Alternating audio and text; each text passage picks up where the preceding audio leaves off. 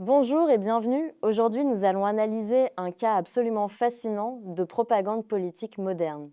Une vidéo qui circule massivement en ligne et qui raconte une scène digne d'un thriller géopolitique. De quoi s'agit-il exactement? Il s'agit d'un récit centré sur une prétendue confrontation au Forum économique mondial de Davos, une confrontation entre Emmanuel Macron et Donald Trump qui se serait terminée par une humiliation publique et un départ précipité du président français. Notre objectif aujourd'hui n'est pas de déterminer la véracité factuelle de cette histoire. Ce qui nous intéresse, c'est la mécanique narrative de ce document, car il ne s'agit pas d'un simple reportage. Non, c'est un véritable réquisitoire politique. L'événement est qualifié de fuite lâche et toute la construction narrative vise à imposer une vision du monde très particulière. Nous allons donc décortiquer cette narration, comprendre comment elle est construite, identifier ses arguments et surtout analyser quelle vision géopolitique elle cherche à promouvoir. Et ce qui est immédiatement frappant, c'est que l'anecdote elle-même, qu'elle soit véridique ou largement exagérée, n'est qu'un prétexte.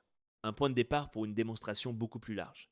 Cet incident est présenté comme le symbole d'un choc entre deux visions du monde radicalement opposées. D'un côté, ce que la source appelle le globalisme, incarné par les élites de Davos, de l'autre, le nationalisme souverainiste représenté par Donald Trump. Notre travail va consister à suivre ce fil rouge et à analyser comment cette opposition est construite rhétoriquement. Alors commençons par examiner la mise en scène, elle est absolument cruciale dans cette narration. Comment Davos est-il présenté dans cette vidéo? Davos est dépeint comme un club ultra exclusif de l'élite mondiale, un sanctuaire de puissants, un décor feutré où se prennent les décisions qui affectent le monde entier. Et au milieu de ce décor, l'arrivée de Donald Trump. Son arrivée est décrite comme un coup de tonnerre, l'élément perturbateur qui vient briser l'harmonie artificielle de ce cercle fermé. La source insiste énormément sur le caractère inattendu de sa présence. C'est pour maximiser l'effet dramatique. Et elle identifie un moment de rupture très précis, l'élément déclencheur. Quel est cet élément déclencheur? Selon cette narration, Donald Trump aurait décidé publiquement de démasquer Emmanuel Macron en direct, et la méthode est aussi importante que le contenu. Comment aurait-il procédé? Il aurait publié, sous les yeux de tous, sur son propre réseau social, Truth Social, le contenu d'échanges privés qu'il aurait eu avec le président français. C'est une rupture totale avec les codes diplomatiques habituels. Absolument. Ce n'est pas une fuite discrète dans la presse. C'est un acte public, une transgression délibérée et mise en scène. Et l'effet sur le président français, tel que la vidéo le décrit? Il est présenté comme cataclysmique. Le récit devient extrêmement visuel. On nous dit qu'il serait devenu blême, que ses mains se seraient mises à trembler. C'est l'image d'un homme qui perd totalement ses moyens. La description clinique d'une panique absolue, et la source ne s'arrête pas là. Pour justifier son départ, Macron aurait prétexté un appel urgent de Paris. Une excuse diplomatique classique. Mais la vidéo balaye cette excuse et martèle un seul mot, fuite. Le but est de transformer un simple départ en déroute complète. Et pour que l'image s'imprime dans les esprits, la narration ajoute un détail. Un détail presque trop parfait pour être authentique. Les fameux murmures dans l'audience. Que disent ces murmures? L'empereur est nu et maintenant il s'enfuit. C'est une citation incroyablement puissante d'un point de vue rhétorique. En une seule phrase, la source convoque le comte d'Andersen, l'idée de prétention démasquée et l'accusation de lâcheté. Ce n'est plus un simple incident diplomatique. C'est un effondrement symbolique en direct, une perte totale de crédibilité. Et le message sous-jacent est clair. Ce n'est pas seulement l'homme qui est nu, c'est toute son idéologie. Une fuite, des mains qui tremblent, un empereur nu, tout cela est très théâtral, mais cette construction narrative ne tient que si le contenu de ces messages est véritablement explosif. Qu'est-ce qu'il y aurait eu dans ces messages pour provoquer une telle réaction? Nous arrivons au cœur de l'accusation. La source utilise des termes extrêmement forts. Elle parle de faiblesse et de trahison. Rien que ça. Le point central, l'accusation la plus grave, porterait sur une proposition qu'aurait faite Emmanuel Macron à Donald Trump. Quelle proposition? Organiser un sommet du G7 en y réintégrant la Russie. Attendez. La Russie est exclue du G7 depuis 2014, depuis l'annexion de la Crimée. Exactement. Donc si cette information était avérée, ce serait une rupture majeure avec la ligne occidentale officielle. Celui qui, en public, incarne la fermeté face à Moscou aurait supplié en privé pour faire revenir Poutine à la table des puissances. C'est une accusation d'une violence inouïe et la source ajoute une autre dimension pour rendre l'affaire encore plus trouble. Il y a autre chose? Cette proposition de G7 élargie aurait également inclus une invitation pour le Danemark. Le Danemark. Ce n'est probablement pas un hasard. À cette époque, nous étions en plein dans cette histoire surréaliste du Groenland que Donald Trump voulait acheter. Je vois où vous voulez en venir. La source établit le lien immédiatement et de façon très accusatrice. L'invitation du Danemark est présentée comme une manœuvre, Une tentative de séduction? une tentative d'apaiser Trump sur ce dossier ultra sensible qui touche à la souveraineté d'un pays européen et aux équilibres géostratégiques dans l'Arctique. Le sous-entendu est que Macron serait prêt à tout, même à faciliter les projets les plus audacieux de Trump pour obtenir ce qu'il veut sur la Russie. Précisément. Donc nous avons un double jeu présumé sur la Russie et une tentative de compromission sur le Groenland. La source ne s'arrête évidemment pas là. Qu'ajoute-t-elle? Pour enfoncer le clou, elle mentionne qu'un message du chef de l'OTAN de l'époque aurait également été révélé. Et ce message disait quoi? Il est qualifié de tout aussi servile. Il aurait félicité Trump pour ses incroyables succès militaires en Syrie. Le but est de montrer que Macron n'est pas un cas isolé. Exactement. C'est le symptôme d'une servilité généralisée des élites européennes face à la puissance américaine, du moins celle incarnée par Trump. Le tableau dressé est celui d'un double langage permanent, des discours publics très fermes et des supplications en coulisses. Nous comprenons bien maintenant que la petite histoire de Davos n'est en réalité qu'un cheval de Troie. Le véritable sujet, le vrai procès qui se joue dans cette vidéo, c'est celui du mondialisme contre le souverainisme. C'est le pivot de toute l'argumentation. Et la vidéo revendique explicitement une perspective politique proche de l'AfD allemande. Le parti d'extrême droite allemand. Donc le prisme idéologique est clair. Oui. Et cet événement devient l'illustration parfaite de leur grille de lecture du monde. L'élite mondialiste, dont Macron serait le parfait représentant, est accusée sur tous les fronts. Quelles sont précisément ces accusations selon la source? La liste est assez longue. Premièrement, sur le plan économique, cette élite ruinerait les économies nationales avec ce que la source appelle un agenda vert punitif. D'accord. Deuxièmement, sur le plan géopolitique, elle manquerait de fermeté face aux vrais adversaires, c'est-à-dire la Russie et la Chine. Et troisièmement, Sur un plan plus philosophique, elle mépriserait la souveraineté des peuples et les intérêts des citoyens ordinaires au profit d'une idéologie déconnectée des réalités. Davos devient le décor parfait pour incarner cette vision. Et en face de ce portrait peu flatteur, nous avons le modèle Trump. Comment la source le présente-t-elle? Comme un défenseur légitime des intérêts de son peuple, sans compromission.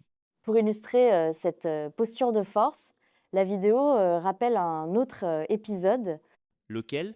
la menace très directe de Donald Trump d'imposer des droits de douane de 200% sur le vin et le champagne français si Paris ne cédait pas à ses exigences. Je me souviens de cette affaire.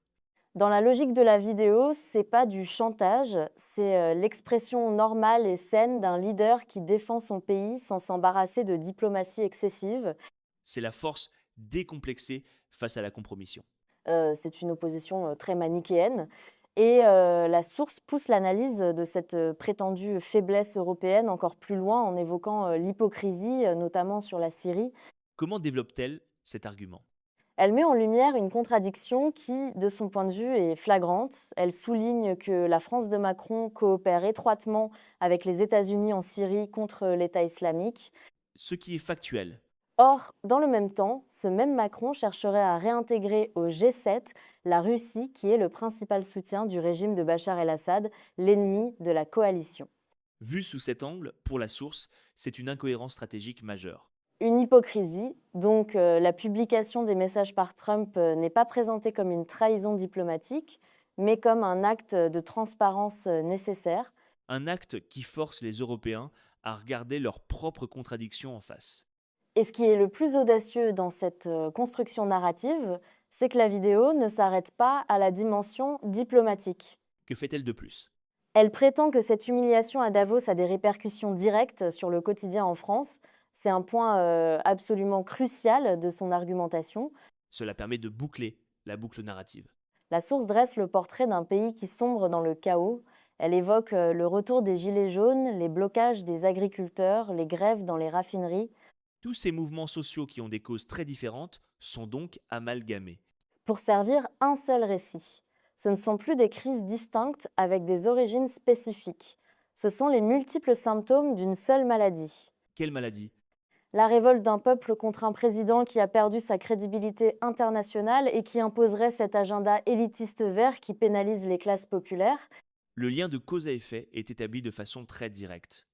Un leader faible à l'étranger ne peut pas être fort à l'intérieur. Le tableau est déjà très sombre, mais la source y ajoute le contexte international pour le noircir encore davantage. Comment? Elle rappelle que pendant ce temps, la guerre continue de faire rage. La vidéo mentionne des attaques russes massives sur Kiev pour bien rappeler la dureté du réel. Et le coup de grâce? Elle rapporte des propos attribués à Trump, affirmant que la guerre en Ukraine n'aurait jamais commencé s'il avait encore été à la Maison-Blanche. C'est une affirmation évidemment impossible à vérifier. Bien sûr, mais son impact rhétorique est énorme. Cela suggère que la faiblesse de Davos n'est pas qu'une question d'image ou de prestige, elle aurait des conséquences en vie humaine. Nous arrivons donc à la conclusion logique de tout ce montage narratif.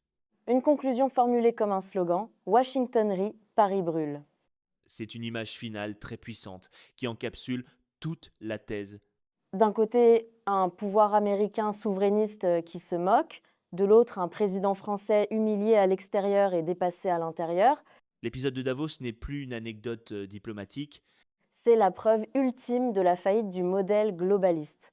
Si nous prenons un peu de recul, ce document constitue un cas d'école de communication politique moderne. Développé. Il prend un événement possiblement mineur, voire inventé, et le transforme en mythe, en symbole surpuissant. La fuite de Davos devient ce moment de vérité qui révèle l'effondrement d'un leadership européen jugé faible et déconnecté. La critique est totale. Elle attaque sur tous les fronts simultanément.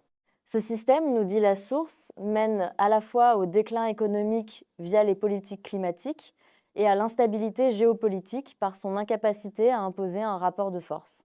Et l'image finale que propose la vidéo est particulièrement cruelle. Quelle image?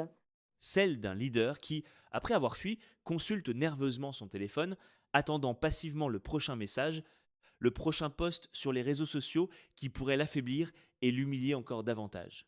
C'est une métaphore glaçante de l'impuissance politique à l'ère numérique. Et toute cette analyse, aussi orientée soit-elle, nous laisse avec une question assez dérangeante qui va bien au-delà de cet incident particulier. Laquelle? Cette narration oppose frontalement deux philosophies politiques. D'un côté, le multilatéralisme, le dialogue, la recherche du compromis. Et de l'autre? La confrontation directe, le rapport de force assumé, la défense agressive des intérêts nationaux sans considération pour les conventions diplomatiques. Et la question devient, dans notre monde médiatique actuel où l'image règne, est-ce que la posture de la force, même brutale, n'est pas devenue narrativement plus efficace, plus percutante que celle du compromis? Un compromis qu'on peut si facilement dépeindre comme une forme de faiblesse. C'est une question qui reste, je crois, entièrement ouverte et qui dépasse largement l'anecdote de Davos. Elle touche à la manière dont se construisent les récits politiques à l'ère des réseaux sociaux et de la polarisation croissante. Voilà qui conclut notre analyse d'aujourd'hui. Merci de nous avoir suivis. Merci à vous.